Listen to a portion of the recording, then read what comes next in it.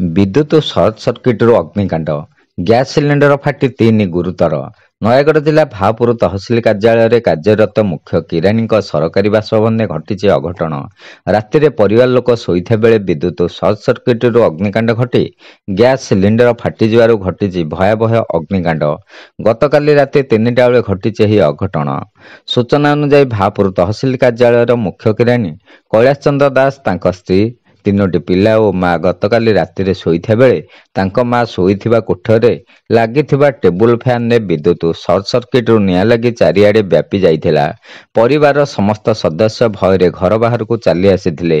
ଘରର ସମସ୍ତ କୋଠରୀକୁ ନିଆଁ ବ୍ୟାପିଯିବା ଫଳରେ ଘରେ ଥିବା ଗ୍ୟାସ୍ ସିଲିଣ୍ଡର ନିଆଁ ଲାଗି ବିସ୍ଫୋରଣ ହୋଇଥିଲା। ଗ୍ୟାସ୍ ସିଲିଣ୍ଡର ବିସ୍ଫୋରଣ ଯୋଗୁଁ ପ୍ରଚଣ୍ଡ ଶବ୍ଦ ହେବା ସହ ଉଡ଼ି ଯାଇଥିଲା ଘରର ଛାତ।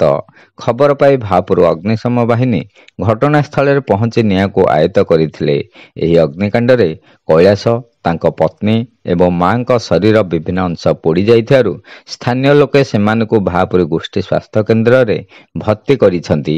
ଏହି ଅଗ୍ନିକାଣ୍ଡରେ କୈଳାସଙ୍କ ସରକାରୀ ବାସଭବନରେ ଥିବା ସମସ୍ତ ସାମଗ୍ରୀ ନିଆଁରେ ପୋଡ଼ି ଯାଇଥିବାର ଜାଣିବାକୁ ମିଳିଛି।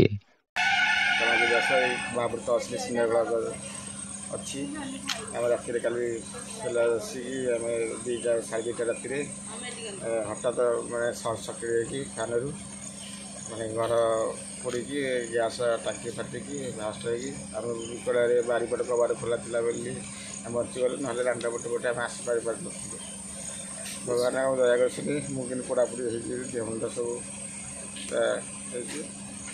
अच्छा, ऑफिशियल कागज पत्र आशापत्र सब? हाँ, ऑफिशियल कागज के लिखा आनी भी पड़ी किसी सब घर तो मैंने भांगी पूजा हो जाती। ठीक है। गैस सिलेंडर केमती विस्फोरण घटला?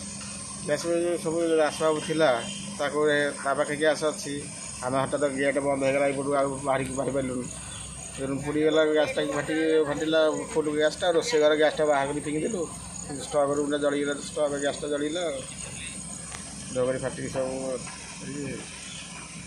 करके धरिक पलि आसती साप गच जंगल थी बोलते गुदा देखिए पलि आसली कहली जहाँ मैंने यार बची बोली धरिक पलि आसली भास्ट